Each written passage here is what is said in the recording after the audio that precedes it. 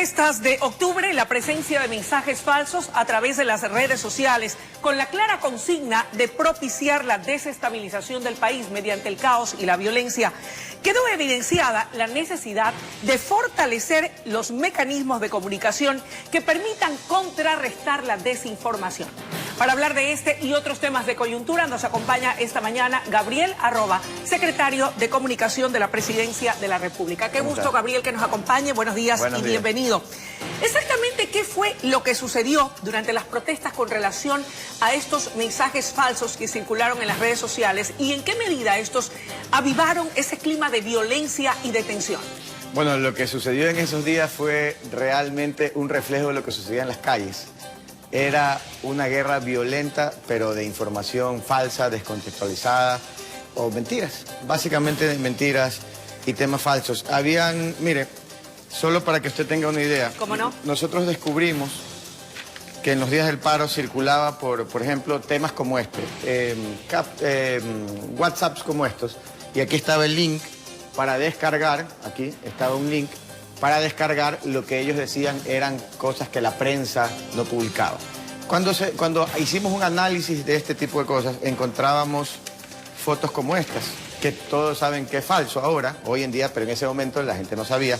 Decían que por ejemplo, no sé si la imagen... Sí, si lo dejamos allí en pantalla lo podemos apreciar. Por ejemplo, decían, esto es lo que está pasando en Quito, por ejemplo, ¿no? Decían, este es uno de los heridos, o si no, decían que había desaparecido y que iban a buscarlo. Entonces, y es falso, son fotos de otro país, de otros temas, son heridos de otras circunstancias, ni siquiera en Ecuador, pero se hizo tal nivel de coordinación donde enviaban este tipo de mentiras, la regaban por... Y ojo, esto no es que... Esto circulaba entre los que... O sea, le mandaban un grupo de gente para que ellos se encarguen de retransmitir. Gabriel, de las investigaciones que se han podido realizar y que seguramente ha dispuesto el gobierno nacional, ¿se ha podido identificar, es posible o no, a quiénes sean los responsables de promover este tipo de mentiras o de falsos mensajes a través de las redes? Bueno, tengo entendido, yo no llevo las investigaciones, pero tengo entendido que dentro de las investigaciones ya se han detectado varios chats, se han identificado personas que lideraban o que armaban estos chats, involucrados de estos chats en donde circulaban este tipo de cosas, porque era parte, así como le decían, rodeen la Contraloría, quemen la Contraloría, entren al 5º piso y quemen los documentos. Así mismo sucedía por redes sociales y por WhatsApp. Ahora, y así distribuían los ataques con noticias falsas. Fomentando y avivando los actos de violencia. ¿Qué es lo que pasaba? Las noticias falsas, algunos no entienden la dimensión de una noticia falsa. La generación de noticias falsas, tan coordinada como fue en el paro nacional, lo que buscaba era crear un ambiente de odio, exacerbar los ánimos para que la gente salga a las calles. Ejemplo, si teníamos una población pequeña que tenía una protesta social legítima, que no eran parte de algún golpe de Estado ni nada, pero esta población tenía un descontento, digamos, por algún tema.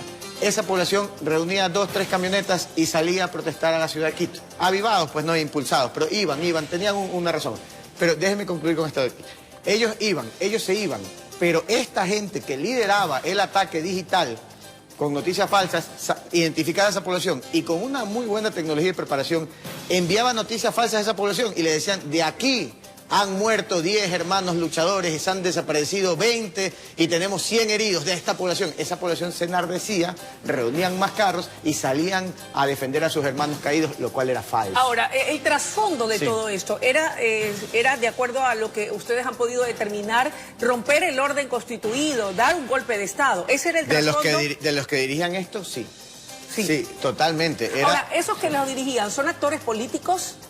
Mire, yo no le puedo decir quiénes son. Lo que sí le puedo decir es coincidencias, porque todo esto es parte de una investigación y no estamos para decir nada. Las coincidencias es que el nivel de noticias falsas que tuvimos en esos días decayó en 60% en el momento que un grupo de actores políticos bien identificados se refugiaron en una embajada extranjera aquí en Quito.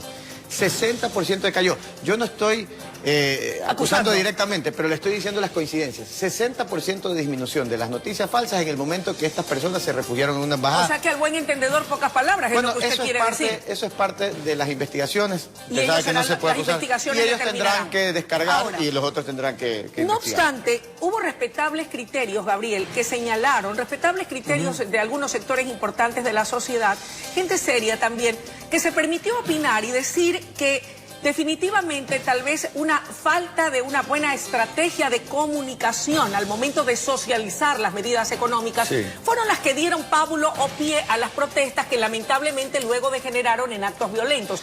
¿Es real esto? Le pregunto porque una cosa es mirar los toros desde lejos y otra cosa es estar en sus zapatos. Bueno, se hizo comunicación, ruedas de prensa, cadenas nacionales, se informó. ¿Faltó socializar? ¿Faltó profundizar? Quizás sí faltó un poco, pero seamos sinceros, en 40 años no se había tomado una medida de esa naturaleza. No. Primero no se había tomado una medida de esta naturaleza que es necesaria. Quizás no es la más popular, pero es la correcta. Ok. Hoy en día la estamos discutiendo, hay otras alternativas, pero lo que sí le quiero decir es que en 40 años nunca se ha vivido un nivel de violencia como el que se vive ahora con grupos organizados e inclusive una especie de grupo paramilitar urbano que ustedes lo vieron en el ataque a la Contraloría. Eso nunca se había vivido en este país. Ahora, Gabriel, hablando de medidas duras y de medidas que suelen ser pocos populares, en la Asamblea Nacional se tramita y se debate y hasta este domingo debe tratarse o aprobarse o archivarse la ley de reforma tributaria o de crecimiento económico. Ya hay voces en contra, incluso en el seno de la misma Asamblea. Además, el Frente Popular ha anunciado movilizaciones en contra de su contenido. ¿No teme el gobierno que estas nuevas movilizaciones o estas marchas puedan convertirse en lo mismo que vivimos los primeros días de octubre? Ahí no, la pregunta no sería si teme el gobierno o no. ¿Qué piensa la ciudadanía de tener paralizaciones, volver a incendiar la capital de la ciudad, volver a destruir las carreteras, volver a bloquear a los negocios, volver a perder trabajo, volver a perder ventas? Creo que esa debería ser lo que deberíamos preguntarnos. Pero adicionalmente a eso, hay grupos que están en contra, políticos, gremiales, no todos, pero algunos.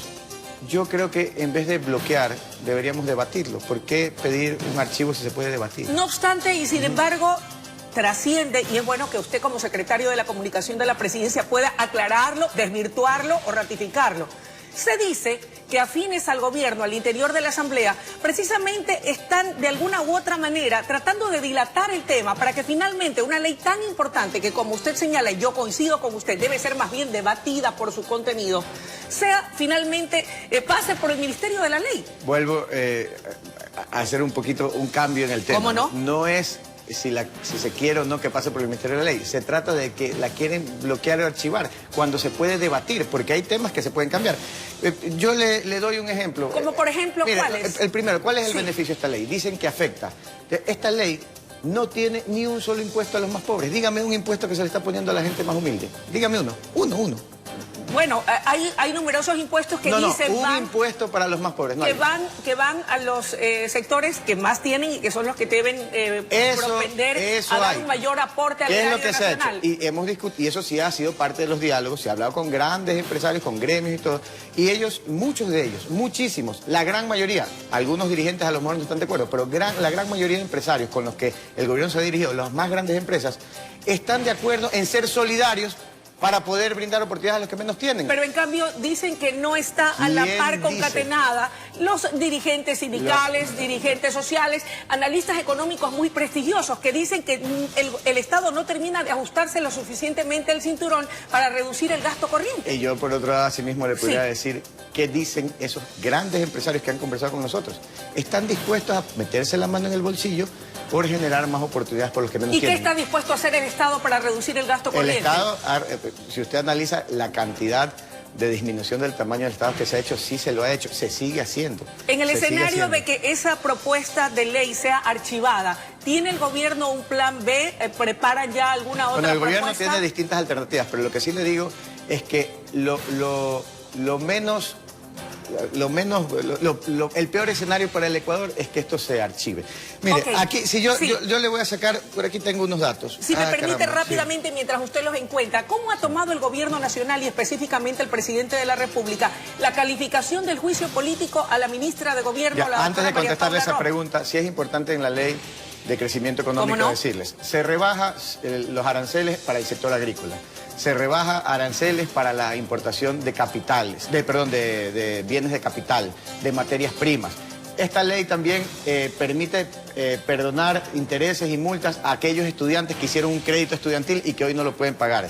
Esta ley también... ¿Es verdad que tiene un impuesto a la plusvalía camuflado? Ya, esa parte de ahí no es un impuesto a la plusvalía, tenía un impuesto a la segunda o tercera venta, algo así, de un inmueble durante un año. No sé, las personas que vendan una casa tres casas al año es medio difícil. Pero eso de ahí se ha dicho públicamente que estamos dispuestos a eliminarlo. Ya. Pero el problema es que no hay debate. Mire, ¿Y por qué no termina de convencer en todo caso? Más allá del tema esencial de que debe ser debatido en la Asamblea, ¿por qué dirigentes sociales, dirigentes sindicales, actores políticos respetables dicen que no les convence? No es que no termine y que hay que archivarla. Pero a un pequeño grupo. O sea, en eso sí tenemos que ser un poco... es bueno escucharlo. Sí, en esto sí tenemos que marcar bien el territorio. ¿Qué está pasando, Luisa? Ya prácticamente estamos en el 2020. 2020 es un año electoral.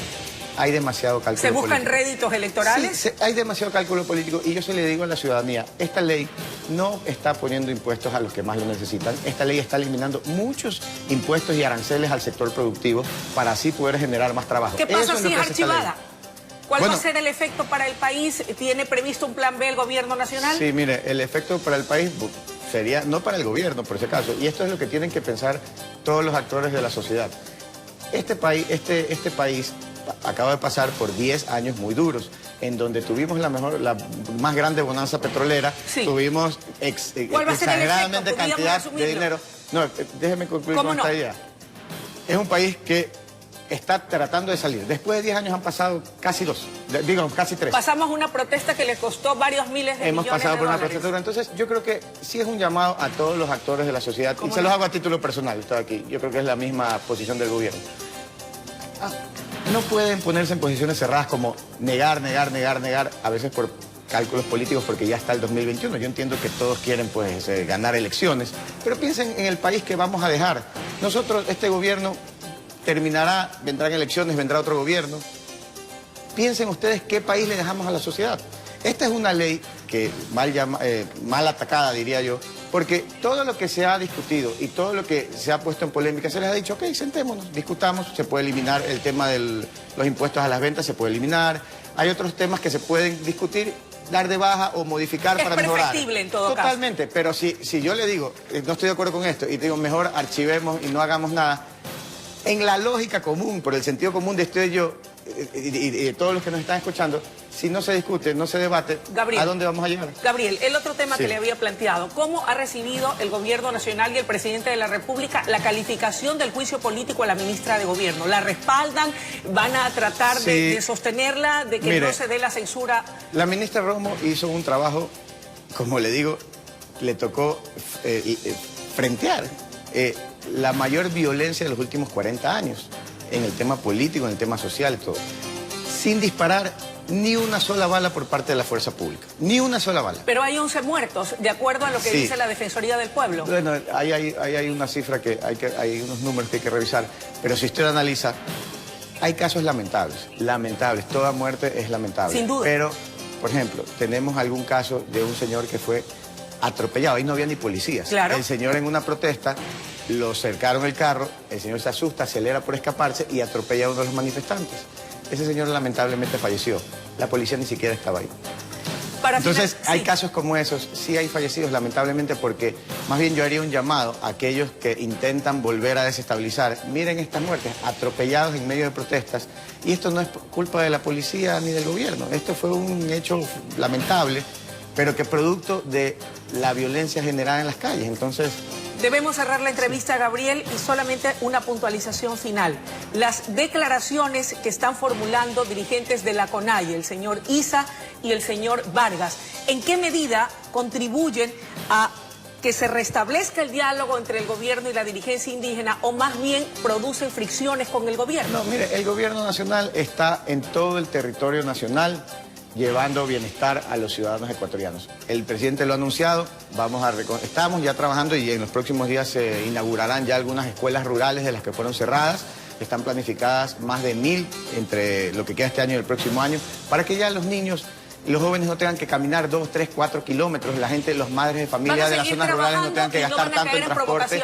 No vamos a caer en provocaciones. Trabajos del camino, se está trabajando en los centros de acopio, ferias para que los productores del campo puedan vender a precio más justo, eliminando un poco la intermediación en ciertos niveles. Pero eso es lo que hacemos, nosotros seguiremos trabajando, estaremos en todo el país. Ayer se vieron al presidente de la República y todos los ministros estuvieron en todo el territorio ecuatoriano trabajando. Gracias por su presencia. Gracias. Amigos televidentes, ha sido la intervención de Gabriel Arroba, secretario de Comunicación de la Presidencia de la República. El camino es trabajar y hace un llamado a los actores políticos y a la Asamblea Nacional para que debatan y aprueben la ley de crecimiento económico sustancial, ha dicho, para propender al desarrollo del país. Momento de una pausa y enseguida regresamos con mucho más desde la noticia Primera Emisión.